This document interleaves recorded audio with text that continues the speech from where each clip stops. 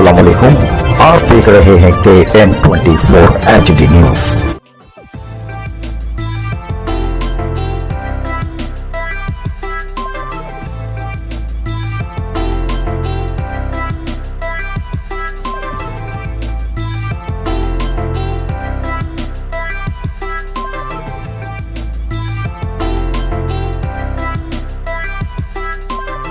जी अस्सलाम वालेकुम नाज़रीन, आज हम मौजूद हैं एक माहिनाज शख्सियत जो कि इस पाकिस्तान की पहचान है, इस पाकिस्तान का जिन्होंने नाम रोशन किया, अपने मुल्क पाकिस्तान के लिए पूरी ज़िंदगी सर्फ की।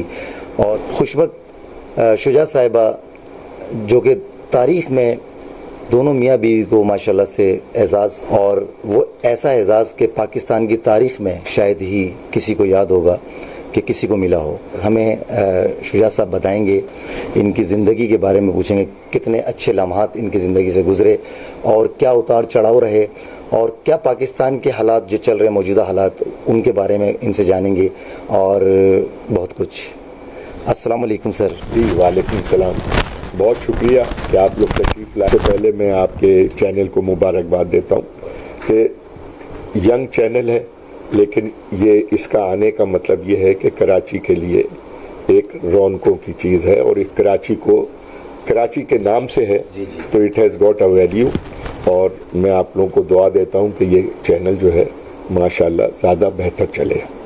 और इसमें आप हैं, वजहात साहब हैं, ये वो लोग हैं जिनको एक्सपीरियंस है, और जब एक्सपीरियंस होता है तो नेचुरल बात है कि वो चीज़ उठती है। माशाल्लाह शुजा साहब, शुजात अली बेग साहब, माशाल्लाह आज हम आपके पास आए हैं। जिस तमगा एजाज़ से आपको और खुशबख्त शुजात साहिबा को जो नवाजा गया, माशाल्लाह पाकिस्तान की तारीख़ में पहली बार पाकिस्तान में ऐसा हुआ कि दोनों को एक साथ माशाल्लाह से नवाजा। इसके बारे में थोड़ा रोशनी डालिए। खुशबख्त का एक अपना यानी जिसे कहते हैं डिपार्टमेंट है। जी जी। और वो बहुत यानी मेरे ख्याल है कराची के लिए एक इलेक्शन लड़ना एक लड़की का, लेडी का, वो बड़ा डिफ़िकल्ट होता है, जनरल इलेक्शन। और इसमें सबसे पहले पूरे सिर्फ 2 ख़वातीन ने लड़ी हैं। एक बेनज़ीर लड़ी थी जी जी पहले कराची से, 2 ख़वातीन ने किया। जैसे आर्ट्स काउंसिल का जिक्र वजाहत साहब कर रहे थे, आर्ट्स काउंसिल के अंदर पहली खातून थी जो कि हेड वहाँ बनी, और 3 साल तक लगातार वो जीतती रही इलेक्शन। और इस तरह आर्ट्स काउंसिल के अंदर बहुत बड़ा उनका किरदार रहा। उसके बाद जब अल्ताफ़ भाई ने उनसे कहा कि आप ने खड़ा होना है यहाँ, आपको हम एक सीट देना चाहते हैं, और रिज़र्व की सीट, तो इन्होंने कहा कि साहब मैं रिज़र्व की सीट तो नहीं लेती, इसलिए कि रिज़र्व की सीट जो है वो तो जो MQM का पुराना वर्कर है उसे मिलनी चाहिए। तो मुझे जो है वो जनरल सीट पे मैं पसंद करूँगी कि मैं लड़के हमेशा इलेक्शन लड़के में जीती हूँ, और उसी तरह मैं चाहती हूँ कि इलेक्शन भी मैं लड़ूँ। और अल्लाह ने उनको कामयाब किया। फिर यहाँ से सबसे बड़ा एरिया था जिसके अंदर वो इलेक्शन, तो पहला जो कोई खातून यहाँ जीती थी जनरल इलेक्शन वो बेनज़ीर भुट्टो थी, और दूसरे नंबर की ये रही। उसके बाद कोई लेडी अभी तक यहाँ जनरल इलेक्शन में नहीं आई। फिर वो जो सेनेट में गई वहाँ भी इलेक्शन से गई, जनरल सीट पे नहीं गई, यानी बाकायदा इलेक्शन लड़के वो सीट उन्होंने जीती। तो ये एक होता है, उनका डिपार्टमेंट ये है। मेरा डिपार्टमेंट जो था उसमें बैंकिंग थी, एजुकेशन थी और स्पोर्ट्स थी। और मुझे इन फ़ख्र है कि मुझे भी 3 चीज़ों के लिए उन्होंने नॉमिनेट किया, और मैं बड़ा शुक्रगुजार हूँ अल्लाह का कि 3 चीज़ों में, बैंकिंग, एजुकेशन और स्पोर्ट्स, तीनों चीज़ों को मिला के उन्होंने मुझे सितारा इम्तियाज़ दिया। जी हाँ। तो ये एक समझिए कि उनको भी तमगा मिल चुका था, तमगा इम्तियाज़ प्रेसिडेंट दे चुके थे। फिर उसके बाद उनको भी सितारा इम्तियाज़ मिल चुका था। मैंने कहा रह गया है वो तो अल्लाह की मेहरबानियाँ हैं। अभी जो सूरत हाल है पाकिस्तान की मौजूदा जो सूरत हाल है, क्या कहते हैं कि पीटीआई जो है अभी आगे लोग जिस तरह से भी तरह तरह के नारे लग रहे हैं बाहर, महंगाई के नारे हैं, बहुत सारी चीज़ें हैं। इस वक्त जो पीटीआई की गवर्नमेंट जो है और वो लोग नेचुरली इस पर कुछ ना कुछ तो कर रहे होंगे, लेकिन जहाँ तक एक जनरल ख्याल है वो ये है कि उनके उतने मजबूत लोग नहीं हैं, उनके इतने समझदार लोग नहीं हैं, उनके इतने एक्सपीरियंस लोग नहीं हैं। देखिए, जो भी चीज़ आप जब करते हैं ना, तो आपका एक आदमी अगर पुराना चल रहा है तो उसका डिफरेंट एटीट्यूड होगा, और जो लोग नए आते हैं तो उनको उस काम करने में दिक्कत होती है। फिर इमरान साहब ने जो जो उन्होंने कहा कि जी मैं ये करूँगा, मैं ये करूँगा, उसके सब उलट उन्होंने काम किया। अभी तक कोई चीज़ उनकी उसके लिहाज से नहीं चली।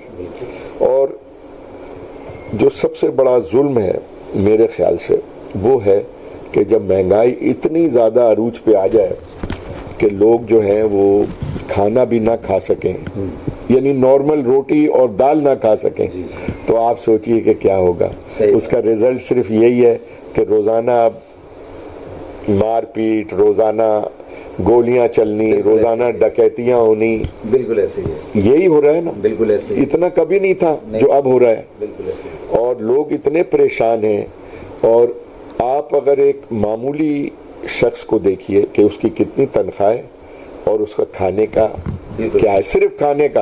अगर वो बीमार हो गया तो वैसे ही मर गया, अगर उसकी और कोई बच्चे की पढ़ाई है वो अलहदा है। हाँ बिल्कुल ऐसे ही है। दिहाड़ीदार जो रोज कमाने वाले लोग हैं वो तो समझ लो मर गए वो जो रोज के दिहाड़ी। जी हाँ, आप बिल्कुल आपने सही बात कही।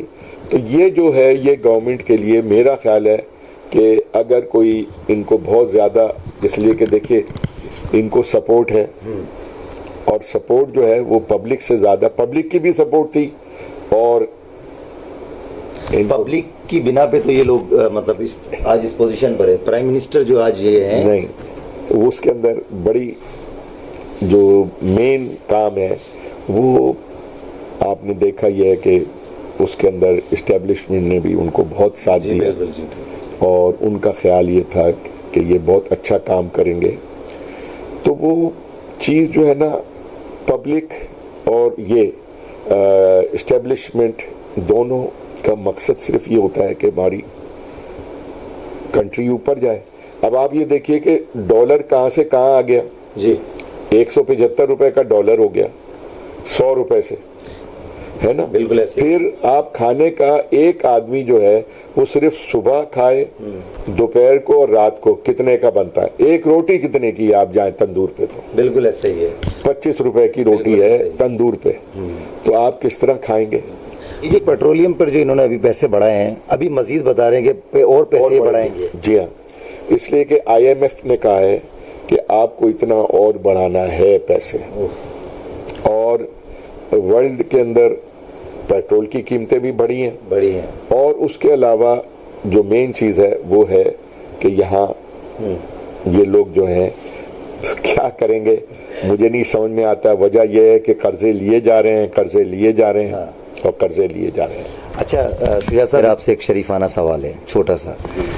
जिंदगी में कोई ऐसा लम्हा जो हमारी खुद शुजा साहिबा के साथ गुजरा हो, वो लम्हा जिसे आपने यादगार समझा हो, तो आज हमारी ऑडियंस को, हमारी पाकिस्तानी आवाम को, हम उस शख्सियत के पास बैठे हैं जिन्होंने पाकिस्तान के लिए अपनी पूरी ज़िंदगी सर्फ की, आज भी माशाल्लाह से खिदमत में हैं। शुजा साहब हमारे साथ मौजूद हैं, बताएंगे माशाल्लाह से आप सबको। तो कुछ लम्हा ऐसा जो आपको यादगार रहा हो?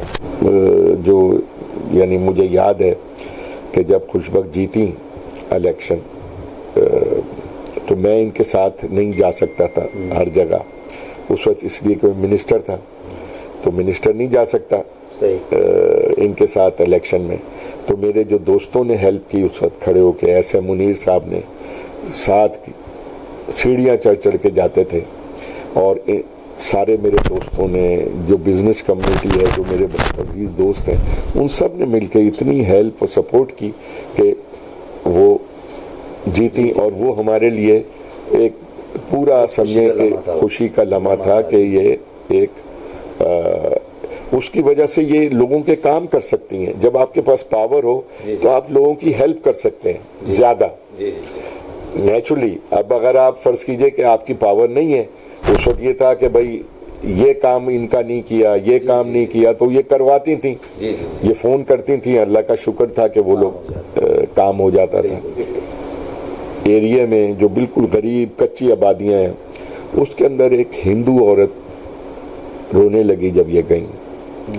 उन्होंने कहा कि जी ये हमारा टेम्पल है, मंदिर है, और ये मंदिर जो है ये टूटा हुआ है और बड़ी बुरी हालत में है, और मेरी एक दुआ थी कि मैं जिंदगी में अपने इसे ठीक होते हुए देख लूं।